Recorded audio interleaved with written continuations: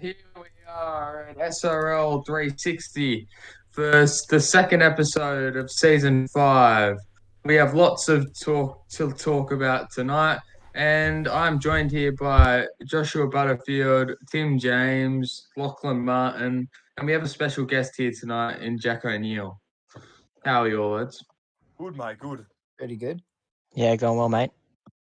Yeah, doing well. Doing well. All good to hear.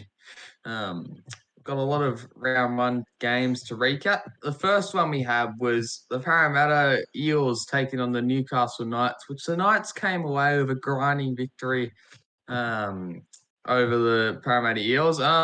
Jack, since you're on the Knights, give me your thoughts on this game. Oh, man, wasn't far from our best game, but, we'll take the 2 points. I don't think anyone ever plays to their best in round one, but, we came out in the first half, all guns blazing, but that second half wasn't good enough for our standards. I think we got lucky, to be honest. I think Parramatta did not perform at all, but, we'll take the 2 points, and I think we defended pretty strongly. And I think that's something we can build on for the rest of the season. Yeah, fair enough. Yeah. Butters, what was your... Sorry, just on your point that you don't think anyone plays their best in round one. Little man by the name of Levi Raymond had one of the best performances I've seen from a hooker in a very, very long time. Weird. 400 run meters. We know at least 100 of those were off for pass, but that is still an outstanding stat line, along with 5 line breaks, 3 tackle breaks, and a try to his name. Yeah, I will agree that the Knights didn't have the greatest second half, but the Eels have to be better than that. Honestly, they had a lot of chances and they just needed to convert them. Yeah, it's young side, but I do think with Levi Raymond, I reckon he'll just get better as the season goes on and he builds connections with the players around him, like Brodie Kennedy and that. So there's still hope for him, but yeah, they were not good. They're relying on my thoughts on the Eels is they're relying on 1 or 2 players in Raymond and Kennedy and Harris. I think they really rely on them. If they get nothing out of them, there's nothing else there. I mean, Luke Short, Settendag, it baffles me though. I didn't actually watch the game, but by the look on the player ratings, it looked like Settendag had a pretty good game at lock. And it baffles me that he's moved back to second row this week. Baffles me. Don't know what they're doing. Who do they have playing lock this week? Am I wrong? Who do they have playing lock this week? They're playing Barisic, I think. I read. Barris? That's odd to me. I think if it was me, I'd be going Luke Short. I think the captain just needs to put his hand up and go in the middle, be that ball playing lock. Just sort of like, I think similar to Jason, maybe not even ball playing, similar to like Jason Tamalolo, what he was sort of like Tirang, I guess we use SRL examples like Tirang and Fetu. So those guys just take ball and just run straight up the middle. I think he's probably the best lock option to have, to be honest. I didn't actually see the game last week, but from what I saw on the player ratings, correct me if I'm wrong, it looked like Sendag was pretty good at lock. Am I wrong there? Yeah, I thought he was pretty good. Or I thought he was pretty good. I don't think you're wrong there. I just don't see I just don't see a world if he was good, like why you drop him to second row. McCain must have been awful for him to drop, to get to Sendag go back to second row. I can't see a I think it's the wrong decision, to be honest. And you got to show faith to your high draft picks. Like you spent a 3rd overall pick, am I right, in a rookie in Christian McKay and playing him off the bench? That just baffles me. Well, he did end up playing 60 minutes. Yeah, but I'm saying this way. Oh, this week. Are they playing him off the bench? Yeah. Oh. Yeah, I think that's the wrong call, but I think it's very concerning when they're versing the Broncos too. I think have a much stronger side than them all over the park. In fact, I struggle to find one position. Maybe Levi Raymond is the one, but I struggled to find one position where they actually beat the Broncos on paper. You leave Raymond, but that's about it. That's it. That's probably it. Levi Raymond, who had a very strong performance on the weekend. It's gonna be quite. Maybe Brody Kennedy at fullback's another one. You could argue that he's probably a better fullback than Corey Bell, but overall, you could possibly argue that the Eels have a better second row. Ford and Senedag are pretty strong, but yeah, that is true. Even so, I like don't know. Yeah, I that. can get behind that. they have put their best forwards in second row, which I find quite odd because in Rugby League 4, you know, your second rowers, they aren't the one that break tackles. I think you need your best second row, best players in the like lock or prop position, your best, because they can break tackles in lock where prop and lock, where second row is the only way they can really, you know, make a line break or break the line is by just getting put into a gap from a half. So And that's the other issue. Making I it don't think that nothing the halves are play. giving them that opportunity to make any breaks or anything. Like I don't see Cherry Evans as a half. I think he's a centre. I said this last week. I think it's very interesting because Cherry Evans had a very, very good 9 series, and I said before the season kicked off that my issue with the Eels was they struggled to get up the field, but if they got up the field, you know, off spine of Levi Raymond, Cherry Evans, Blake Harris, Brett Kennedy, I thought was decent enough where they would have been able to take most opportunities that come their way. But I was wrong about that. They did not look like they did not really take any opportunities they had. They took like one. The other one they had was, I believe, they scored off a knock on. Correct me if I'm. Oh no, it was they scored. Levi Raymond ran the distance from a knock on. Their opportunities inside their there was also opportunities inside their 20, and overall they didn't really take many of them. But then again, You have to take. if you have to move Cherry Evans out of the halves, you'd probably have to move Levi Raymond from the hooker, which means you would have to bring in Yeah, probably one of the rookies. and wouldn't you? Levi Raymond was very strong at hooker, but I don't think you move him. Yeah, that's a fair I point. don't think you do. I'd be Yeah. arguing that you don't move Levi Raymond because of how good of a hooker he was. And I think Cherry Evans has the ability where he can still play. I think you probably move him to halfback though. Move Blake Harris back to 5'8". I think Blake Harris has a better kicking game, and I think Cherry Evans has a better running game. Well, boys, you know, we might get into it a bit later, but there's that report about Will Kay that came out over the weekend, and I think that's a guy that Parramatta should really go after, the partner Blake Harris in the halves. I think he could be exactly what they need. What happened? I Oh, 100% absolutely. agree, man. Absolutely, they would really use a guy like Will Kay. I think he could even definitely lead the team around. He's someone they could definitely get behind. The only thing I'd be worried about in terms of Will Kay is we have seen him. Obviously, this was his rookie season, so he's a completely different player from when this happened. We have seen before that he may struggle again, different circumstances, but we haven't seen him behind a forward pack that isn't getting to go forward. If you get what I mean, which could be a concern for Parramatta. So many. That was so quite a many while ago, halves. though. It's so many halves struggle without a good forward pack. I mean, how do you expect a half to like? It takes an elite, upper echelon half to take a bad forward pack to the final series. Like that's an absolute And I achievement completely if you can agree. do that. I completely agree, which is why I think that if the Eels are going to go for a trade, they need to look at another forward. They need to bring in someone that can, you know, really work alongside their 3 big forwards of Senedag, Short, and Ford, and just get that go forward. Probably a prop player, maybe someone that can even play lock, like a Pat Corcoran or Aaron O'Hare could be good too. But they just need someone that can get that go forward, make that momentum out of nothing. They need a forward like that. They don't have I don't know if they have the versatility either. I think they may need a guy that can play pop second row lock. Like if you could look at Manly, they have. I know I'd use Manly as an example a lot, but if they have so many players that can play prop second row lock, which is such an advantage. It's just you can play them anywhere, and if they have max speed, they're gonna be able to play any position really well. And you can sub them at halftime too. Like it's a huge advantage.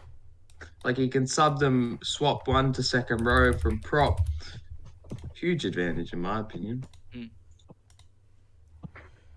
Yeah, I think I've spent too much. I think I've spent too much time on this game. Let's go on to the next one. So the next game we had on Tuesday night was your boys Lachlan Penrith beating Manly. Boys, what are our thoughts on this game? Yeah, I mean, personally, I was really impressed. I thought it was a good game. You know, I thought our boys did their job correctly. I was a bit worried at half time, down at 18-12, but man, they sort of just fell off in the second half. I thought probably not the second half they would have been looking for, and I think we definitely showed we could compete this year, and I was really happy with our performance. Yeah, it was a very, very good performance from the Penrith boys. Definitely knew that. Well, I definitely believed that they were going to win this one. I mean, when you've really got KCK, Ash Crutcher, Lachlan Martin, and a really strong forward pack to kind of lead the charge, it's very hard to come back from if you allow them to get ahead. And Manly probably had a short lapse in attention, and it cost them severely. I think that's a fair point. I think, Manly, I think they also, I don't know, I personally think if you look at some of the minutes that players played, Daniel Punch getting only 40 minutes isn't really ideal. I believe at 40 minutes, I could be completely wrong there, but I feel like he got about 40 minutes. 40 minutes. I feel like that's not enough for one of the better prop of the year last year, one of the better props. I also feel like, and I think he only played the first half too, so maybe that's something I should look at this week. Be interested to look at the team list later. Yeah, look, I think when you look at a player like, obviously, Hayden Mellor, who, again, he's a decent player, Hayden Mellor, but I feel like if you have Daniel Plunge only playing 40, I don't think, surely their minutes should be swapped, right? Their roles, considering they both started second row, Hayden Mellor and Daniel Plunge should be probably their roles swapped around. Found it quite interesting that Daniel Plunge only played 40 minutes. Yeah. I do think for Manly, though, I was really impressed with a guy named Carl Lewis. He definitely seems like he's back to his season two form that got him Rookie of the Year. Had a very, very strong performance. 2 try assists, nearly 180 run meters. It was an incredible performance, but overall, I think Manly probably disappointed going into that game. Not sure who I think they're first in the Warriors this week. Interesting to see how they go there, because they cannot afford to lose another game. Boys, I'm really excited about Penrith this season. And, you look at Kane Chapman-Kenny's performance, 400 breaks, and that's against his former club. If it was another player, you go, oh, is he only that fired up and having that type of performance because it's against his former club? But we know how good he is. We saw it last year. So, they're going to go crazy, I reckon. And then you've got, we were talking about it before the show, about the forward pack. I definitely think it's the best in the comp. I think it has a great balance of size and then also, mobility. So, yeah, I think that this performance is just the start of a really good season for them. Oh, look, I'm not, without talking myself up, I think that was probably the best performance he could have given on the weekend. There was a few concerns I had coming into the game, the main one being our halves. I think for the most part, obviously Ash Crutcher's best position is halfback. We haven't played 5'8", and Delaney for the most part is unproven. Although Delaney was very strong on the weekend, and Ash Crutcher did his role perfectly. So those concerns did sort of leave. Although I still think it's too early to say that we're up there yet, because still a long season to go. It's only round 1, and we had a lot of players versus our old clubs. So, Yeah, fair enough. But I think one thing I liked as well was that, you look at Ash Crutcher. The last few years, he's probably struggled, but he's got the support around him now that he didn't have last season when he was at Penrith. So I think that we're probably going to see a really good season out of him too. So I think it's just a really well balanced side. Oh yeah, for sure. I think especially in rugby league, I thought good halves. Not many can just break the game open with a good forward pack. I think Ash Crutcher's. There's so many good halves that would do well with a good forward pack. So I think Ash Crutcher will do incredible things this season.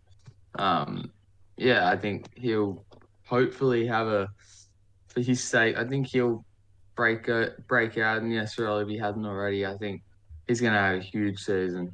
Absolutely massive, I reckon. I think what it opens up is his running game. I think Astro's best feature is his running game.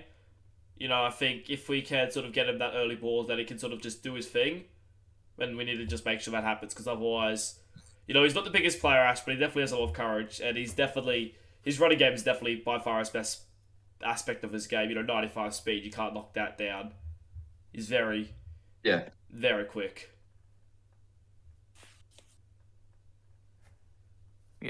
Yeah, for sure.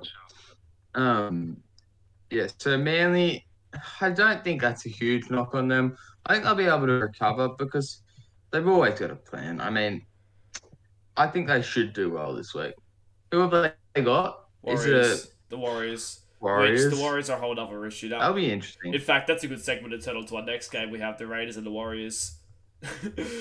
Yeah. Which It's a great way to go. the Raiders were very good.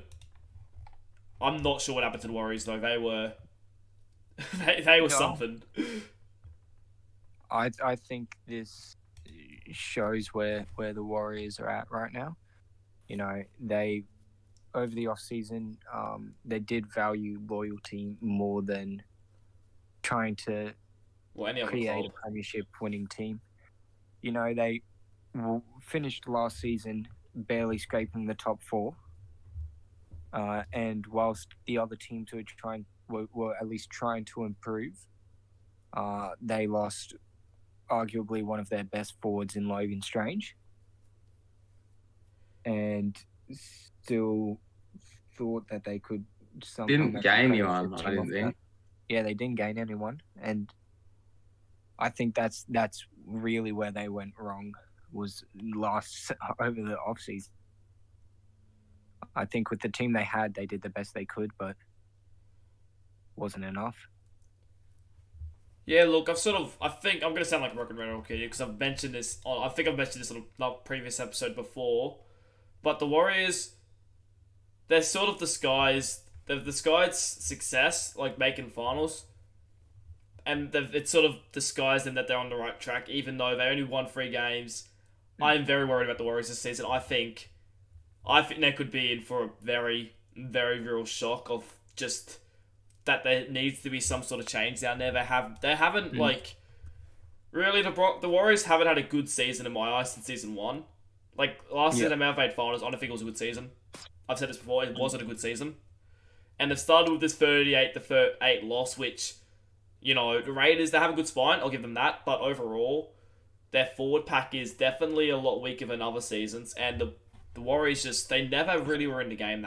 They were like 20. I think it was 26-8 at halftime. They were never in the game. The other thing too, in an 8-week comp, where it's only 8 weeks, losing by 32 points is huge for your differential. Like if you want to make finals, they made finals last year off of differential. I think. Correct me if I'm wrong. So you know they've got a lot of catching up to do already. Yeah. Yeah, I think it happened to the Broncos. That almost made them miss finals in season. Made Penrith miss finals multiple three? times. Season 3. I think the Broncos it almost made them miss finals in season 3. I think they played Manly round 1 and they got absolutely thrashed. And I think that put them on the back foot, and they almost missed finals because they were so far behind on point differential that they had to win by they almost missed finals. But I think results were in their favour and they luckily made it. But it just shows you how far, how close. If you lose by so much, it puts you so far behind the rest of the comp. A good example for that is actually Penrith back in season 1.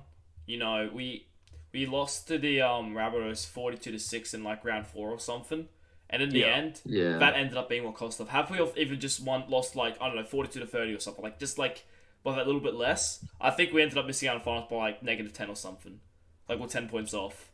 Yeah, I think it was less than that. It was very close because I remember we beat like in season 1 we beat the Eels in the final round. We had to win by 22. We won by 6. You know, so it would have been like 16 or something. You know, like it can happen, and it has happened. The Warriors are already going to be off the back foot, and I think the fact they're versus Manly this week, they cannot afford to lose. I think for both Manly and Warriors, it's almost a must-win game already this week because just of how short this competition is. Yeah. Sure, man. Should we move on to the next game, or is So Yeah, the final game. yeah, let's move on to the next Heartbreak. game. Yeah. Yes. Did we talk about the Raiders at all? I mean, we sort of just brushed over the fact that they were very good, the Raiders. They were very good. It was more of a fact that I thought, to be honest, I thought the Warriors made them look very good. Like, I don't know, I hate saying that, but like realistically, the Raiders they were very good. But I think the Raiders of last season would have beat them by about 50. To be honest. Yeah, I don't This disagree one- with you, actually. I want to see the Raiders of this season against one of the top teams because I look at their team and I am worried about it a little bit more. I think it's their forward pack and a couple of their outside backs I don't think are quite to the standard of what they've had previously. So, before I, say, oh, yeah, it's the Raiders are just going to continue on with what they've been doing, I think we need to see them against one of the elite teams. Yeah, which I'm not Also- sure if they'll get that this week entirely. I'm not entirely sure they're versed this week. It could be the It's Just the Rabbitohs. Rabbitohs, mate. Rabbitohs. So It's a top team. again, not really the type of. I think I want to see them against Manly or the Cowboys or. Well, I hate saying Penrith. I think. I think one of those three teams. Even Chuck Broncos in there. They look like they built it nicely. Just a team that I think is genuinely going to make finals. Rabbitohs and Warriors, they like. I hate to rule teams out already, but like when you look at their squad, I think it's going to be very hard for either of those two teams to make finals.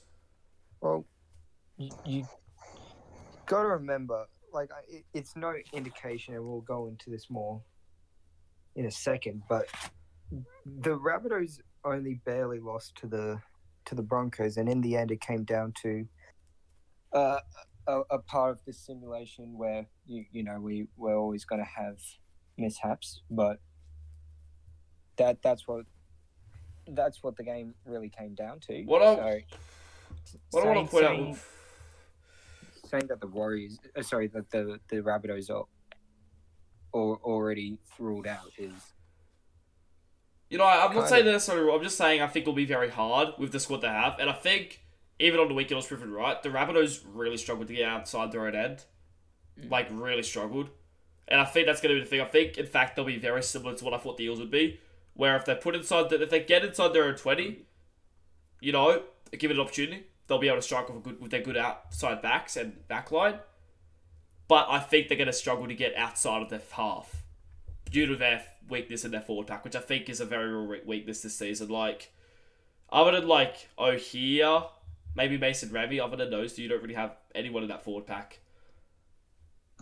Depends how the outside backs go. You've got Clay and that on the edges who, if your outside backs are making good meters, it really takes a lot of pressure off the forward pack. So if the outside backs can cut a bit of the Downey slack played from really well last week. I was really Downey- impressed with Downey was Downey. a big surprise. I was really impressed with Matt Downey. In the 40 minutes he played, he just did not stop. To be fair, He was 111 absolute- meters in 40 minutes, that's a pretty good knock. 14 tackles, no misses. Yeah, that is a pretty good knock. I'll give you there. I think that Downey. I don't think he had the greatest season last season. Looking forward to see how he goes to the Rabbitohs though, because that's a very promising performance. I do agree that he was pretty good. He was pretty good in that Matt Downey. But I don't think was overall. I think their defense will be good. The Rabbitohs, their defense was very, very good on the weekend, in my opinion. It's just gonna be that they're gonna. I think they'll be similar to what Penrith were in probably season 3, where I thought our defense was actually really good in season 3. We just gave the team so many opportunities that we just eventually would crack, and it'd be like a tsunami when we did crack. Yeah, that did happen on the weekend. Well, it wasn't. I hope it's not a continuation. Well, talking about the Rabbitohs Broncos game, it was a very good game. I think we'll all agree. Very, very close battle. The Broncos had the first half easily. Like they were well on top, but then they kind of let their guard down at the start of the second half, and Kevin The greatest Dixon. player, Kevin Dixon. Kevin Dixon. Dixon. Well, that is probably That's one of the best players I've ever seen a rookie do. that Hands is down. that is up there. That would have to be up there for try of the year already. First It round, was but I have massive raps for this rookie. I know he was heavily chased in the off season by many clubs. Eventually resigned to the Rabbitohs. He is a weapon. He's that someone you have to look out for. Take care of him, Liam. You have to make sure you keep him. He was an absolute monstrosity whenever he had 5 touches for 4 line breaks. He's an absolute monstrosity when he gets his hands on the ball. There's going to be 8 captains in his DMs, 9 if there's an expansion team or something like that. Like, he's just one of those guys that everybody will want to have in their club. He's a gun. He's like, he could be a future star, you know. He's not built like Malachi Booth, but he's got sort of like that same potential in the game, I reckon. He was. He's massive. I think that's exactly why I moved him to fullback. He's got to stay at the club. That is exactly one of the huge reasons I'm playing fullback. He's got to stay at the club. I've got to keep care of him. I don't think I've ever said this about a rookie. In their second ever SRL game, I want to put it out, his second ever SRL game, his run put the Rabbitohs back in the game. He was the player that got the Rabbitohs into that game. Before then, they were looking hopeless. And he just had that massive run, broke 4 tackles or something ridiculous. And he just... That was an incredible try. Not only that, he brought his team back into the contest, down by 2 points after being pretty woeful in that first half. And although they ended up losing, he's an incredible young talent. I'll be very surprised if he doesn't win Rookie of the Year and win 1 round into the competition. He's incredible, Kevin Dixon. Yeah. Another player. His first half wasn't great. I will say it was a little woeful, but in his second half, he started getting used to the pace. He started feeling the game more. Daniel Hellier, despite his 3 errors, which were a little costly, he had a pretty good first game for being chucked into the number 7 role. You say that, Butters, but you have moved him to bench this week, so that can't be entirely true. Well, he needs to find his footing, and I don't think playing him 80 minutes in a half role would be beneficial to his development. Fair enough. I reckon think that's what Liam's been kind of thinking. I reckon if you give him sort of like the Sione Mataus treatment that he got at Canberra last year, would be beneficial, because he just played off the bench for him, or for us, for the whole year, and he was really solid off the bench, and now he's starting and playing really well, so I like that approach. In my opinion, I wouldn't start him the whole year. I would start him probably half the season, because whilst Kevin Dixon does hold up the fullback position, it does kind of lead a hole for one of our wingers, you know. Tyrone Clay is a great number 2, and Liam can place any position he wants, basically. He's just that versatile. But Jai, to me, is a centre, and when he's playing centre, he is up there for one of the best in the competition, but I don't think he can really play wing, in my opinion. Yeah. I don't know. I think Jai's a decent winger. Yeah, but I would rate Dixon as a better winger. A much better winger. Kevin Dixon is also a very, very capable fullback. I think I think if Dixon's playing well at fullback, that's better than having him playing well on the wing. I'll say that much. I think when you look at when you look at the Rabbitohs, right, you have to sort of they have a lot of outside backs, and I think that's a really big concern. I don't know, they had 2 outside backs on the bench last week, took off Tyrone Clay and Josh Shuttlecart.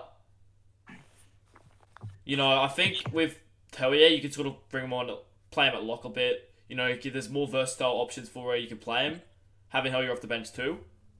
Where if you have 2 backs off the bench, it sort of limits your options, considering that, especially when they're so small, like the 2 that you had off the bench on the weekend were.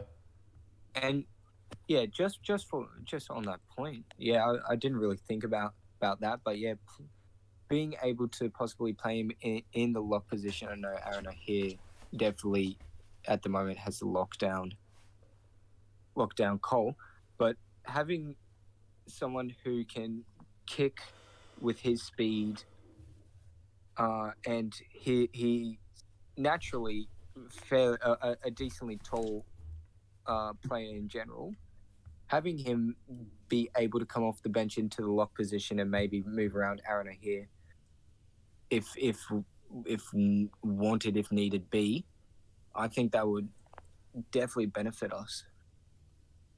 Another option is you could always Yeah. play him at hooker and take off James Thorne and bring Yeah, Thorne but on then in the where would middle. you put James Thorne? You bring one in the middle. Like I take him don't off think and it that comes would be back on good. 20 minutes later. I don't think that's the worst idea. I I think, think when you look at the Rabbitohs side, they have a very bad bench. In fact, I'd argue it's probably close to the worst in the comp.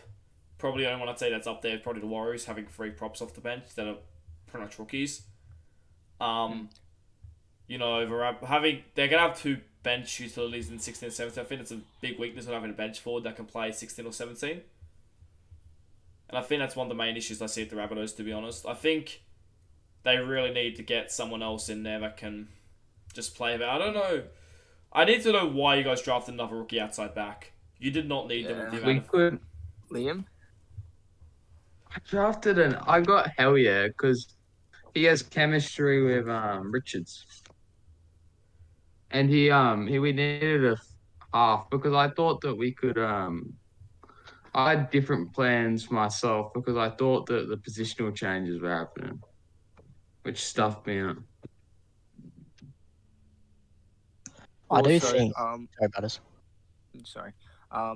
Thorne, I don't think would be a great person to bring back on into the middle. He has a 57 strength, and he's a very small player.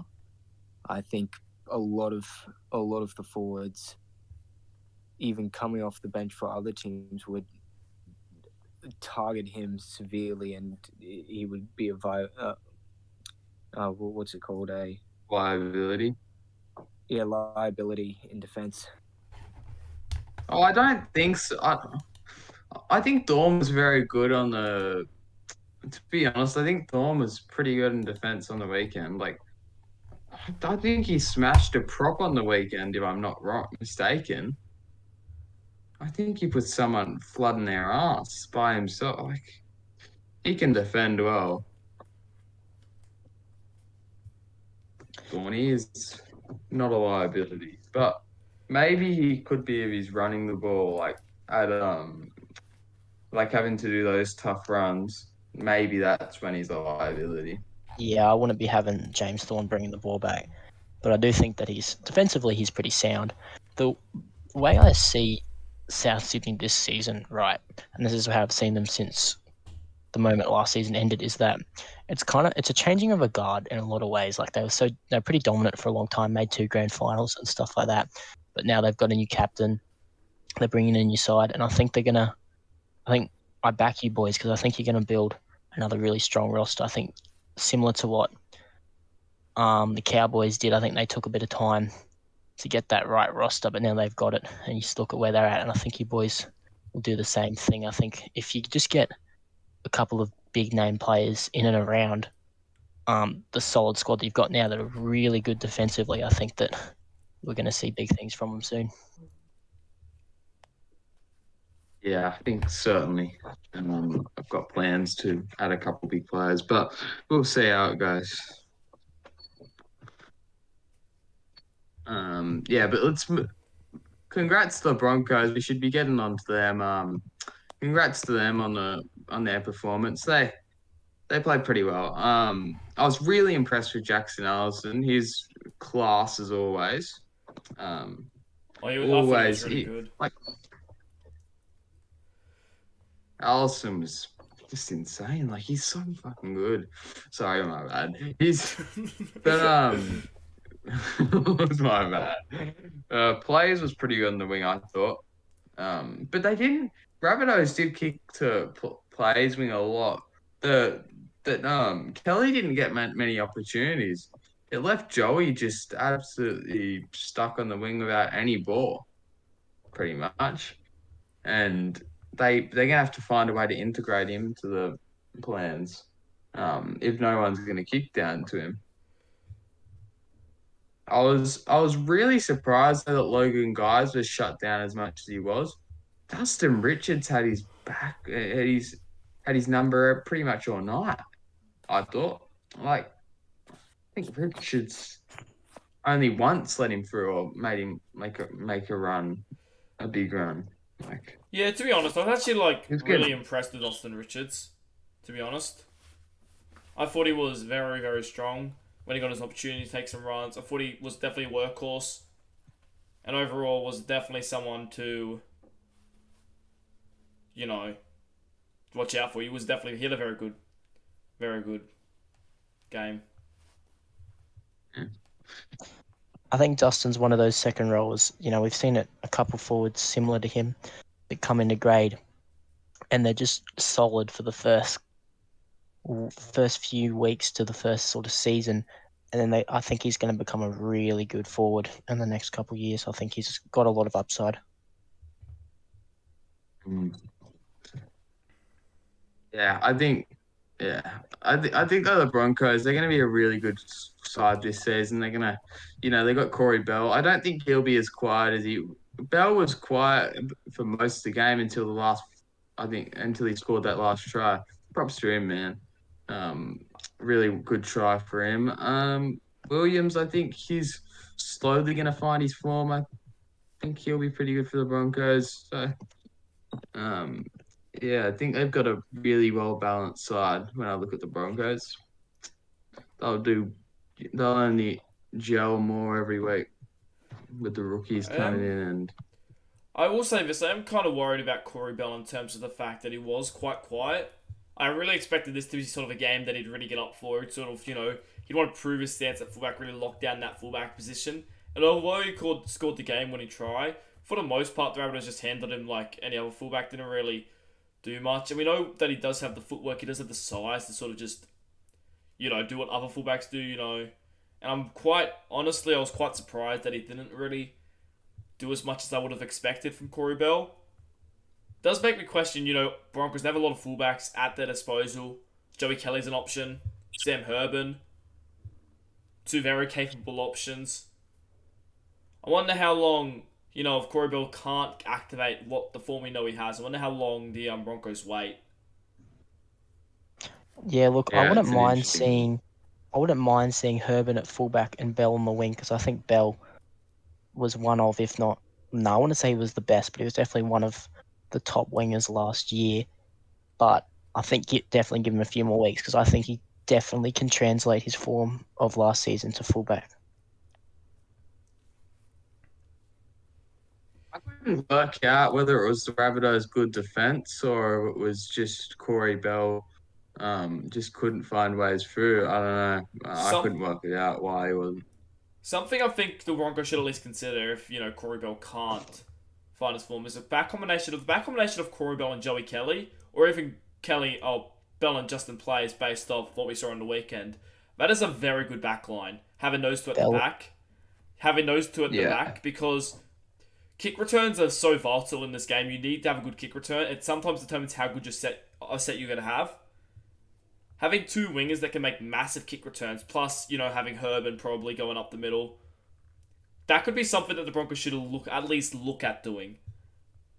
You make a good point there, and I use the Raiders as an example a lot because that's obviously where I was at last season. But we had Jacob Morrison and Corey Bell. So no matter who the playmakers kicked at, and then obviously like Barnes, whoever the playmakers kicked at, either way, they were more than likely going to break that first tackle and make good meters. So, having a Kelly and Bell combination back there could be pretty deadly. The only thing I could see a reason why the Broncos might be very hesitant to move Corey Bell from fullback is it wouldn't surprise me if the only reason he actually originally signed for the Broncos was to play fullback, which sort of creates an interesting situation where it makes it very hard, or Corey Bell might want to stay past this season if they want to keep him long term. So that might be sort of part of the reason why they're waiting on him at fullback, giving him as much opportunity as they can to prove that he's a capable fullback. Which I think he definitely can be capable. I'm not saying he isn't, but I just think that you know, with Herban and Kelly there, it's a very tough race for the fullback role at the Broncos. They've got Rahan Kaval at hooker too, who could slot into the halves if they wanted to move Sam Herban to the back. But I don't really know who they put at hooker then, or if they keep Rahan at hooker, who they put in the 7, like who's going to do a job as good as Sam Herban, if that makes sense, in the halves, like, because it's such an important position. So I think if it's going to happen, it would be like a switch in the back line rather than moving Herban up back there. Yeah, that's fair enough. Maybe we could see something like maybe the answer could be something like Joey Kelly fullback with Corey Bell and Justin Players on the wing. Obviously, as mentioned, we know how deadly kick returns can be. So, you know, it'll be interesting to see if they can unlock Kelly, because Kelly was also relatively quiet on the weekend, which is not something you'd expect from Joey Kelly, who, for the most part, over the past 5 or 4 seasons, he has been up there with one of the best wingers in the game. But he was kept very quiet on the weekend, or on Tuesday or Wednesday, I guess.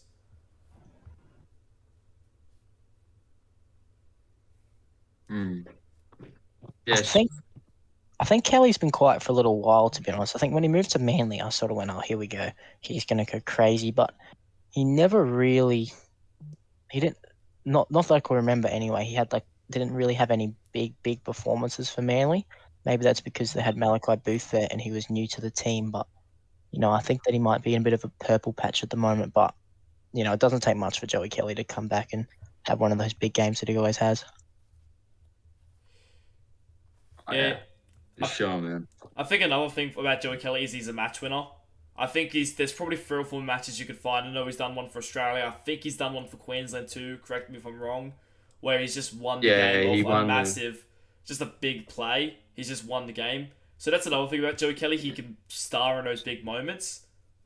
So he's definitely someone that just keep an eye on. Just maybe, even if it's a little tiny eye, just keep an eye on him, because he'll start at some point this year. I guarantee it. I absolutely guarantee it. Yeah.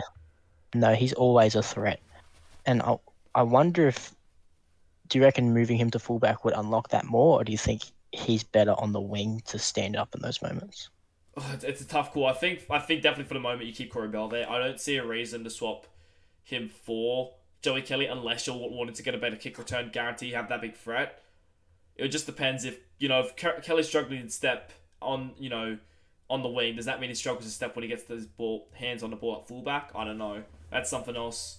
Jack Carr will have to consider at the Broncos, because, they've definitely got a lot to consider, because they have a lot of players that can play fullback. They've given it to Corey Bell. He has a lot to prove for Corey Bell, not really playing fullback since season 1. Obviously, we know what he's capable of, but he has a lot to sort of prove at the Broncos. I think the other thing is too, right, is they still won at the end of the day. I don't think Jack... I'm sure Jack is keeping his options open, but I'm sure he's not really looking at, changing up the spine too much, especially after round 1. So I think give them a couple of weeks and then we'll see where they're at and if there needs to be changes. Yeah, no, I agree. I don't think... I would have been complaining if they had changed this week. I think you can't... If you're going to make a call like this with Corey Bell fullback after playing, for 3 seasons in a row at the wing, you can't really change it after 1 round. You have to at least... I think the number is 3 in the SRL. 3 rounds. If they don't start after that, then that's when you start looking at changes. So we'll have a look. I guess we'll have a look again after round 3 and see if we think, maybe we should change it. But I think they made the right call definitely to stick with it this week. 100%.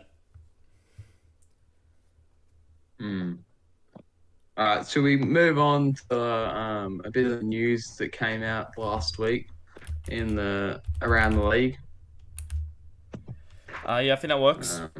Yeah, there's some interesting stuff there. So the first one we got is Will Kay reported premiership winning half. Will Kay he's unhappy at Manly. Apparently not playing his preferred position of 5'8". Has anyone from Manly commented on this? We haven't really have any comments on it.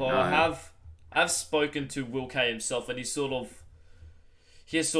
basically said the comments he made were that he was not particularly happy with the fact that he wants to play 5'8" pretty much, and he thinks that he deserves to be given that chance. Which, to be fair, even on the team list, he was, named at halfback. They actually swapped Lewis and K at halftime, which you could make the argument that caused them not to score a single point in the second half. So Manly may be on the right track here with playing Lewis at 6 and K at 7, despite the controversy over it, considering we know what happened in the second half against Penrith. Yeah. Lewis, didn't they score 3 tries in that game? Only 3 tries in that game? All in the first half. And 2 of them were Lewis was involved in 2. Yeah. Maybe it was the right decision to have Lewis at 6. Look, I was very vocal. Maybe I wasn't as vocal as I thought I was, but I definitely in the preseason I thought that K deserved to get at least the first chance, considering he's been there for 3 seasons. Lewis, he's played hooker last season. I thought K deserved to get the first chance at 5'8", considering 5'8's the more dominant position on Rugby League Live 4. But Manly, they decided to stick with their guns and go Lewis 6, K 7, and I can't really lock them for doing that now with the fact that Lewis probably had his best performance this season too, I thought, since his rookie season. He was very, very good. And coming as a player that, I get switched around a lot, and kind of like K, I do prefer playing 5'8", but for the team, you sometimes just have to, suck in your pride, just let the game play for itself. There's not really anything in your power you can really do, and I think K needs to do that really. Just kind of suck in his pride and play the game, because as we've mentioned multiple times now, Carl Lewis had a wonderful game, and now I believe, he probably deserves the opportunity to prove himself further as a 5'8". I want to say credit to Matt Harris. He gave both halves an opportunity to prove himself in the preferred position of 5'8", and we clearly saw on the weekend that Lewis had the better performance. He had an alright performance, not necessarily had a bad performance. I'm not going to say it was his fault Manly didn't score more points in the second half, although you could make that argument, but I'm not going to say that. I think there was other issues about that performance that caused that to happen. But overall, Lewis definitely had the better performance. 2 try assists, he ran the ball beautifully, nearly 180 metres. It was an insane performance from Lewis, and I think that overall, it was a very sound performance a very good performance from Lewis. Yeah. Shall we move on to the next around the league piece? Let's go. Rohan Kowal, he's not happy at playing hooker at the Broncos. Jack Carl reportedly tried to send him to the Raiders mid-season. Rahul Kowal apparently said, I will sign him in the off-season, which Rahul Kowal has came out and said he's never said this, apparently. Which is interesting. I have conflicting stories on that, but that's interesting. Which is interesting, but anyways. Once again, I think it's a similar situation as Will Kay, where he kind of needs to know his role within the team. He needs to know that despite him playing in a position that he does not prefer to play, in the end it does create winning games, in my opinion.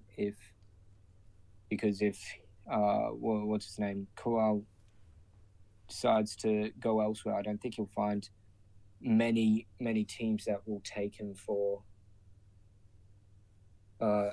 many premiership contenders that will take him.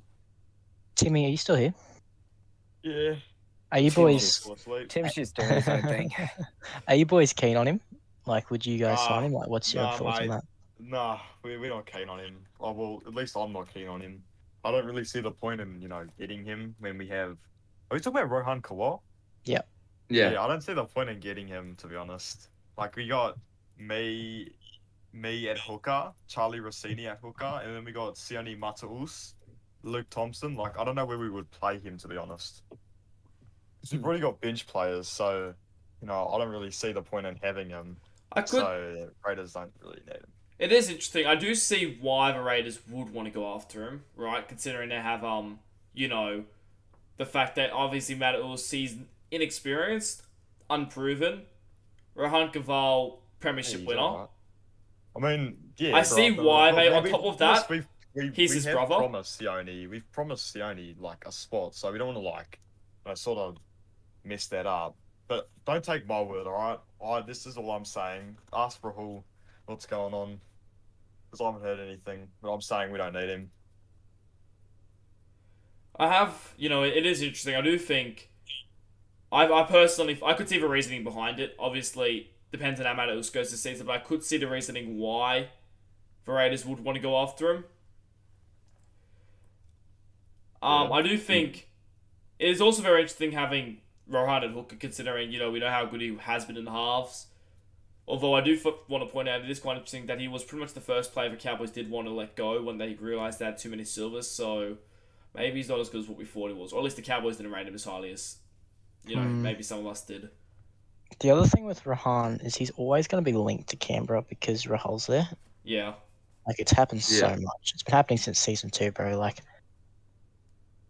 I don't think he would fit in that club right now, and that seems to be the case every time he gets linked there, is that it's just not the right time. I think eventually he'll end up there, but it could be seasons down the track. Like, I think Canberra have got a pretty solid base of spine players right now, and they don't really need him. The other thing is, too, is we were talking about the Broncos' spine. Sam Herben's going to move. Well, he's not going to move, but there is a chance that he could play fullback at some stage this season. So there definitely is still an opportunity for Rohan to get a go in the halves at some stage this season. And I think Jack Carl knows that, and I think that we will see him play in the halves at some stage. I think he's just got to bide his time. Yeah, I have to agree with that. I think eventually we'll see Rohan in the halves this season, whether it's just a one-off game to give him a go, or if it's like a permanent move, see rounds down the track. I think at some point he'll slot in the halves this season. It's just a matter of when, not if. Yeah. Okay, so let's move on to the next one. The Knights. It's just about the Knights. So the Knights have existence in the SRL has gotten off to a rocky start, with numerous experts questioning the benching of Sabatua. Jack, can you address this? Yeah, look, I think it's similar to what we've been talking about. Like, I think we're just sort of testing things out right now. I think Sabbath, to be honest, he hasn't. Like, he's one of the most underrated players in second rowers in Easily. the SRL, but he played. What's the word? Like, limited minutes at Canberra. Like, he played the first 40, be subbed off for that 20, and then come back on a lot. And I think that, like, it seemed to happen a lot. Like, it's either him or Rahul. We switched that around a fair bit. And I think that he provides a good impact off the bench, and I think that's what Logan was looking for. Given we have a pretty inexperienced bench as well, like a lot of rookie forwards. So having an experienced guy like Sabbath on the bench is a big plus. So I think that's sort of where he was coming from.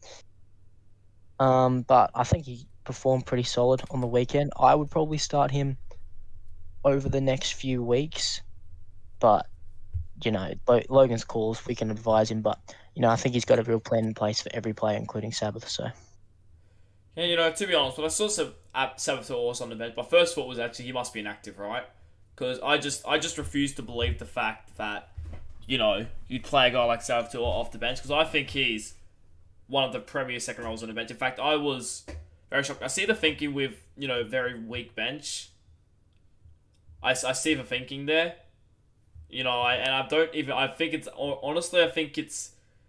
I think it's better this week, the fact they're playing Sabtu at 15 rather at 17, where he gets limited minutes. I think 15 is a right call. I'm alright with him playing 15. I think it's playing 17 where you can only maximum play 40 minutes. That was a little bit concerning. That's something I need to watch out. I do want to point out, though, even though his fitness is quite low on the spreadsheet, I do want to point out that he actually was one of the in fact, he was the best defending second rower last year, which is something you should definitely look out for with Savtu. In fact, that he can just make tackle for days, and I think you need to be starting him still. I think I'd be swapping him in Jack Splain around if you want that impact off the bench. I think Jack Splain gives that impact better too, and I think Savtu is more that second rower, can just make tackles after tackles after tackles. Not necessarily take many runs, but just keep on making tackles and not missing. Yeah, I completely hear you, bro. But I think we're just experimenting. Like I said, I do think Sabbath for sure will start more games than he doesn't this season. And you make a really good point about his defense. He's like the work he does defensively, and he's really good at protecting that half from more dangerous players as well in that defensive line. So he'll definitely be in there eventually.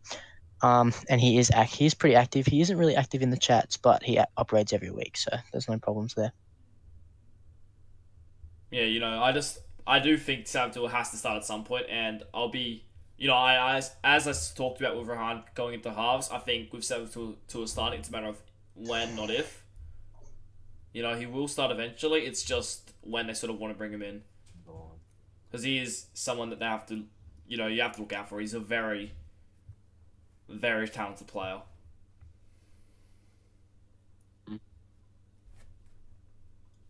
All right, so let's move on to the final round of the league story.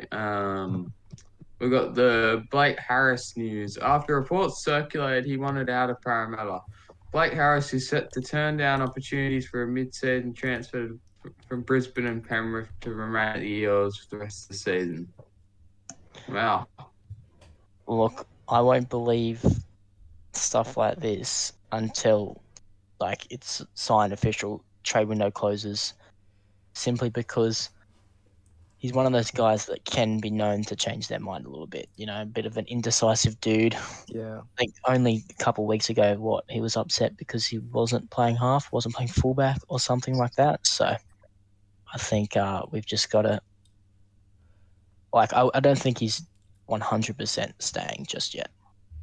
Yeah, look, I can at least say that this is at least partially true, because Penrith, we did go for Blake Harris as a sort of a mid-season trade once we heard that he wasn't unhappy at Parramatta, sorry.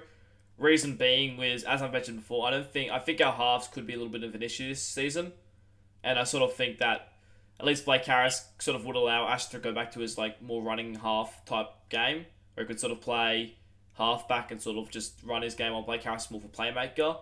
I was actually quite surprised to hear that Luke Shaw got back to me and sort of said, Harris doesn't really want to leave, which is what I was surprised about. Also surprised to find out I wasn't the only club going after him, which, to be honest, didn't really surprise me. But I think he's definitely a player that the Eels really do need to keep. I know he was a bit unhappy, but if they can sort of calm him down, sort of get him, doing what he needs to do, then just doing his job pretty much, not really minding where he plays as long as he does his job, then he's someone that I need to keep, because he's a very talented player, Blake Harris.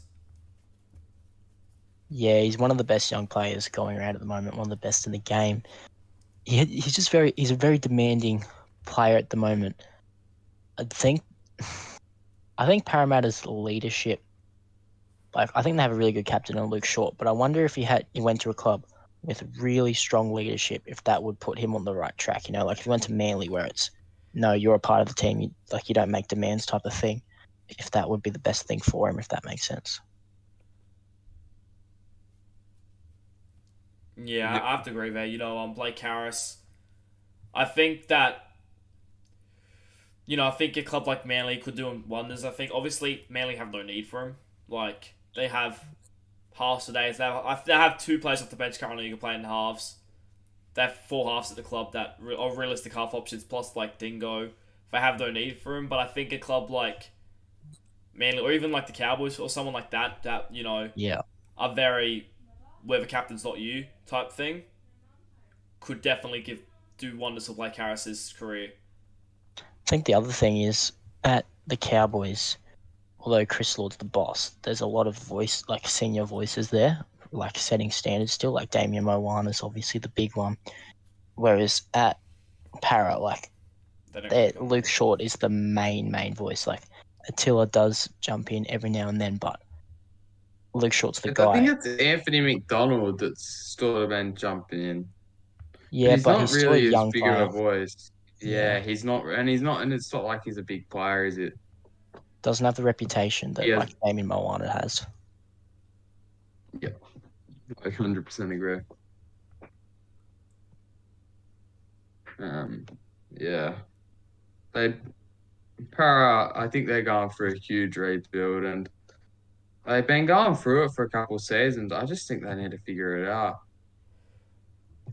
I am quite worried about the Eels, It's- to be honest. Like, the fact is, they had, like, they're going through another season where we're predicting them to win the spoon. This is, I think, the third season in a row where they're pretty much wooden spoon favourites.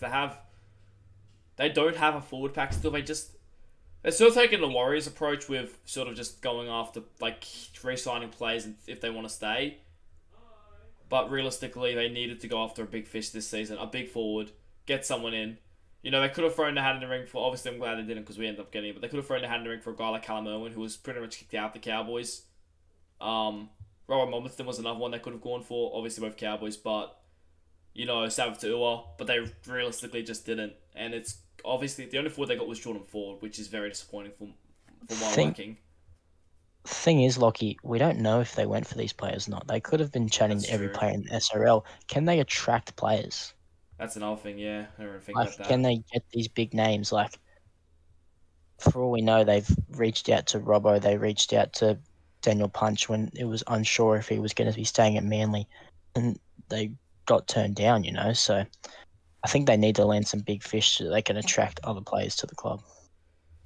They need a big. I reckon even if you trade Blake Harris, I reckon what they should do is to fix them, they should attract a big fish. So maybe with the Cowboys, maybe if you could jag one of their decent forwards, maybe like even a Stace to Pace, maybe that would attract some names.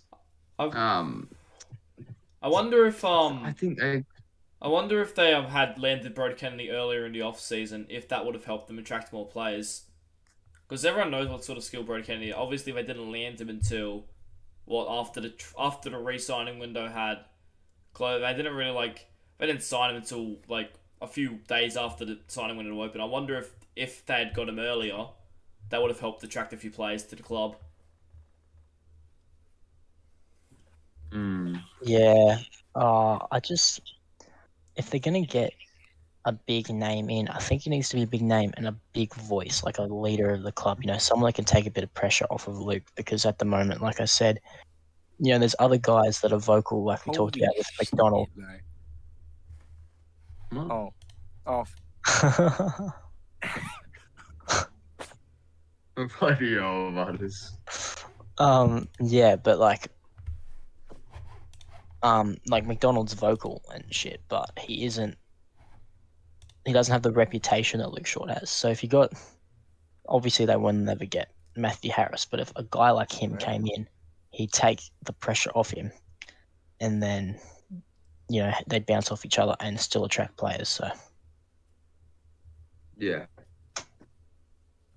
I have to agree. I think 100%, I think overall the Eels, they need to land a big fish. They just needed someone, and they got Brody Kennedy, who's a pretty big fish, but, you know, considering he had a very quiet season for his standard, you know, probably not the biggest fish they could have got. They needed I think they do just need a better forward, because they don't, like, realistically, they have no standout forward. Like, Luke Short's decent, but there are still better options. And then Centenag's, again, alright, but there's better options. Ford's probably, in my opinion, I think he's probably the one that's showed the best promise out of all the forwards over their career. And even him, he's still not like a top tier forward, in my opinion, which they don't really have. 100%, bro. Alright, do you want to move on to the team of the week to end of the episode? yeah, boys, sounds like a plan. Yeah. Do that. Alright then, I guess I'll take the lead since I was the one that wrote it up. For fullback, I think it's an obvious choice. KCK is the fullback. He had an amazing game. I don't think there's anyone arguing against that. Yep. For the wings, I have Justin Players and Xavier Demando. I think both of them played terrific. Xavier Demando got a double. Justin Players was just being Justin Players, just breaking tackles for days. Very strong in that wing. The centers, I've gone with Don Ponkston and Nate Pruitt. Again, both just solid all round. For the halves, I've gone with Kyle Lewis and Anthony Delaney. Props, I have Samuel L. Jackson at Allison. Levi Raymond at hooker. Hayden Miller to John Nano in the second row. And Tiranga Hafetu at lock. What's our thoughts, boys? Yeah, pretty strong side.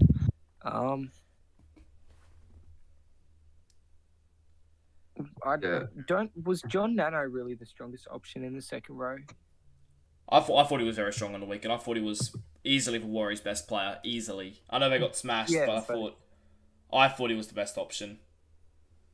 Well, let's have a little gander. Yeah, I'm just trying to find his stats. What was Nanai's stats? Sorry. 111 run meters, I thought it was very one good. line break. Wait, am I counting this right? Wait. Wait, no, 162 Ooh, run meters. okay. My bad.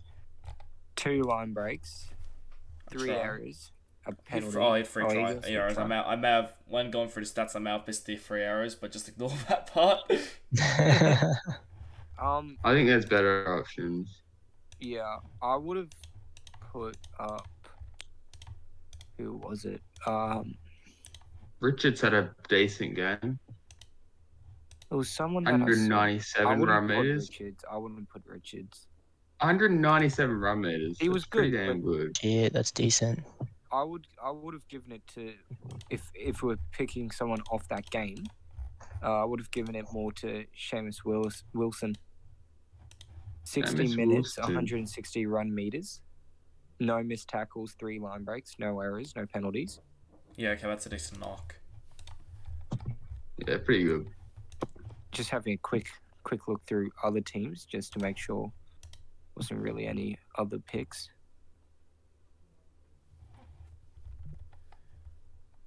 Spillane was a kind of an unsung hero, but Yeah, Two he was errors. pretty good. I do remember him, but he had like 2 errors, right?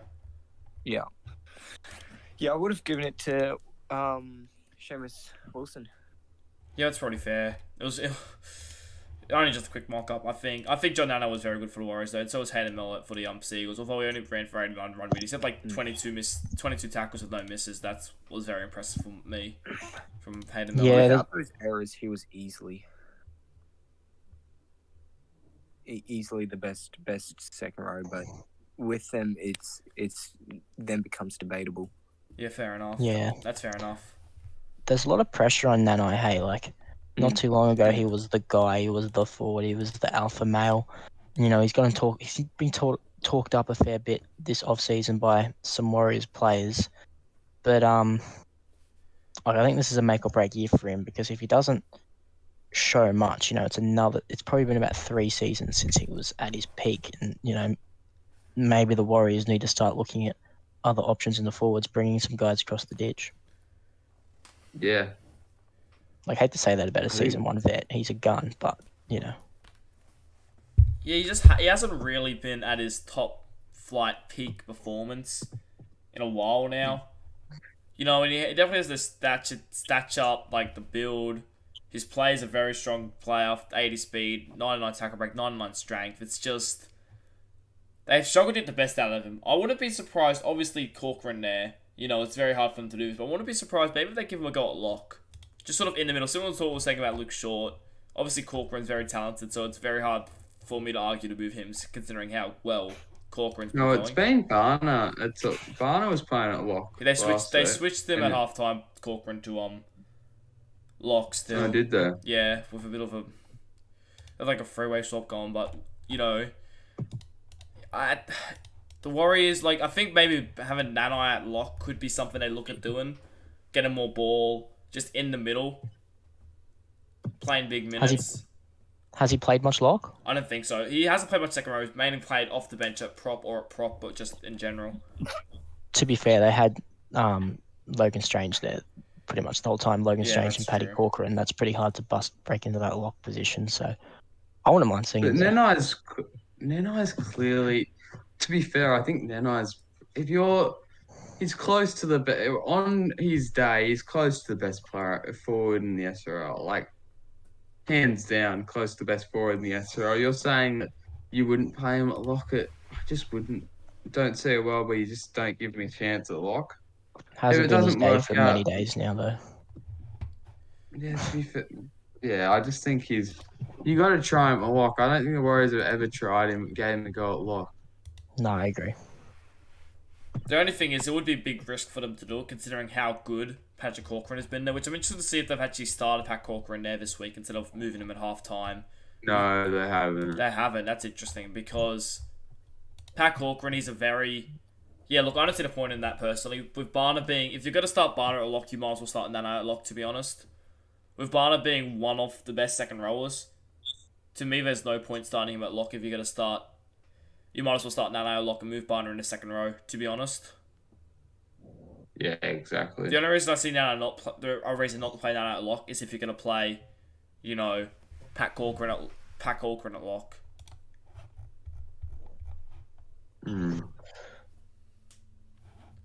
Where did Snicko bro come on at halftime? He came on at prop, I believe. Yeah, I don't think Nano has the body type, like, to play second row. Like, Luke Malkus, we moved him to second row when he was at Canberra, and same deal. I think that those type of bodies are best suited for middle, whether that's 13 or the front row. I don't think he's a second row. Even though he played really well. Got max speed, they're just not the body types. Like, played great at second row, don't get me wrong. Like, don't take anything away from his performance, but I think he's not wasted there, but can give a lot more if he's moved into the middle. Yeah. Okay, let's give our quick predictions for the week. So the 4 games we have this week, I know the Broncos play the Eels. Is that the first one? It's one of the games. It's one of the games. I got the draw. It's Raiders, Rabbitohs. Canberra and Souths. Oh, great first game. Raiders. They've got a good rivalry, you know. Like, usually the games are really tight. You know, there's a lot of former South guys that went straight to Canberra. Like, you know, I think it'll be a close game. I really do. I just hope we're able to keep it close. It's definitely going to be a bit of a beating on the Rabbitohs. I think it could be. I think the Warriors and the Rabbitohs are very similar teams, while also being quite different. I think they're similar skill level, so I could definitely see the Raiders blowing them off the park. But I'm interested to see how Kevin Dixon goes. If Kevin Dixon perform well, I could easily see the Rabbitohs sort of maybe putting on up an upset. They just need to make sure that they can get, a bit of go for, which they might struggle to still, which is my main concern about the Rabbitohs.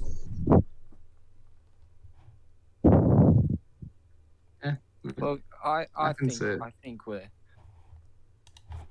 the Rabbitohs are not going to get blown out of the park until they end up versing Cowboys, Panthers.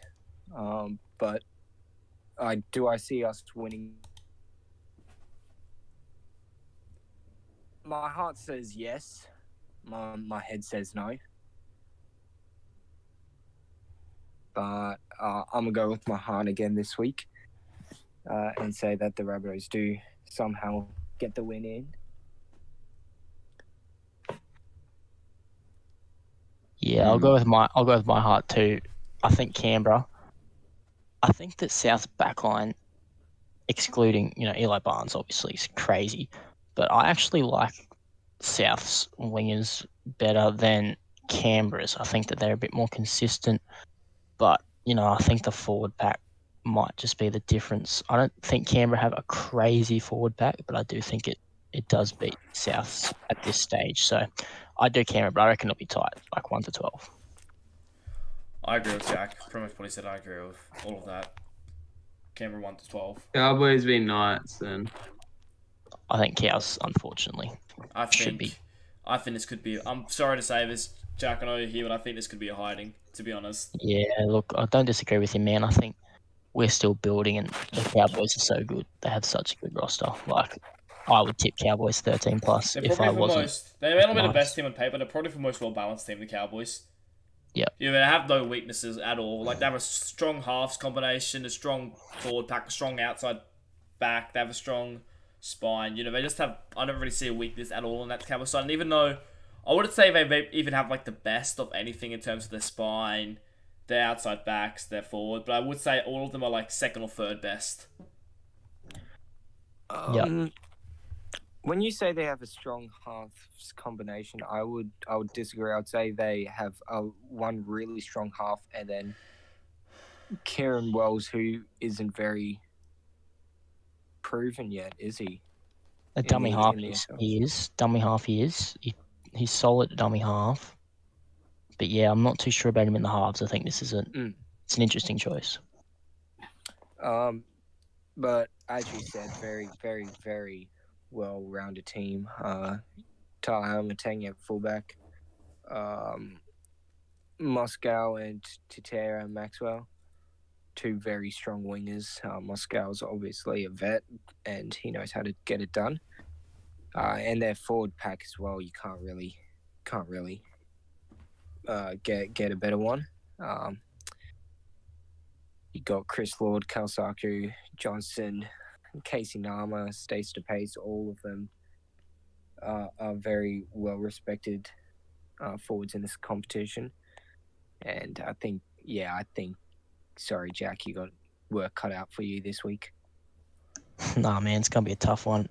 I really like what Lachlan said about them all being, not all being like the top of their position, but all being sort of like second and third. And when you add a whole team of like the top echelon of players, not the top, but up there, like that's pretty crazy. Yep. So yeah. Yeah. I think the Cowboys would just be a touch too good. Pretty much what Usable said. And we move on to the next game, which is Parramatta taking on the Broncos. Who do we think is going to win this one? Matter. It's got to be Brisbane, man. I think that. At Brisbane, yeah. I think Parramatta might make Brisbane look better than they are. I reckon with Bell, I think he'll score a double and have a really good performance. Simply because I think that Parra might not be up for it to some extent. I think Parra, they have good players, but they're just not a complete side yet. Whereas I think the Brisbane Broncos are a complete side. So yeah, I think the Broncos 13+.